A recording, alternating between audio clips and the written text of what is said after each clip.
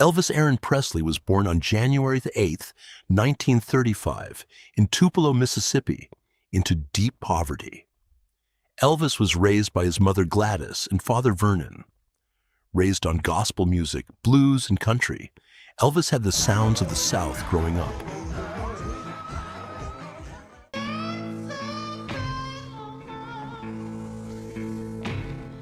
July 1953, an 18-year-old Elvis Presley walked into Sun Records in Memphis and paid $3.98 to record 2 songs as a gift for his mother. The songs were My Happiness and That's When Your Heartaches Begin. At the time, Elvis wasn't chasing fame. He just wanted to hear himself on a record. His mix of rhythm and blues, country, and raw energy created a sound the world had never heard. By the mid-1950s, Elvis wasn't just famous, he changed the course of rock and roll. He was a cultural earthquake, earning the title the King of Rock and Roll. Almost a year later, in July 1954, Sam Phillips finally paired Elvis with guitarist Scotty Moore and bassist Bill Black. The session dragged on for hours with nothing clicking, until a break. That's when Elvis started messing around with an old blues song, That's All Right Mama, originally recorded by Arthur Big Boy Crudup.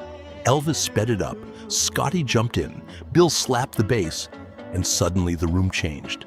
Sam Phillips knew instantly, this was it. The song was released on July 19th, 1954, backed with Blue Moon of Kentucky. It didn't sound like country or blues. It sounded like Elvis. When local DJ Dewey Phillips played it on the radio, the phones lit up. Memphis had never heard anything like it. That moment at Sun Records didn't just launch Elvis Presley. It lit the fuse for rock and roll. Elvis served in the U.S. Army from March 24th, 1958 to March 25th, 1960. He was drafted at the height of his fame, which shocked the world. But Elvis chose not to take a special assignment or perform for publicity. He went in as a regular soldier. Training: Fort Hood, Texas. Rank: rose to Sergeant, E5. Deployment: West Germany, 1958 to 1960. While stationed in Germany, Elvis met Priscilla Beaulieu, who would later become his wife. The Army years also marked a turning point in his image. When he returned in 1960, Elvis came back more polished, more mature, and ready for a new phase of his career. Aloha from Hawaii via satellite took place on January 14, 1973, at the Honolulu International Center Arena, now the Neil S. Bladel Center. It wasn't just another concert, it was a global first. The show was broadcast live via satellite to large parts of the world, making Elvis one of the first solo artists to perform for an international audience in real time.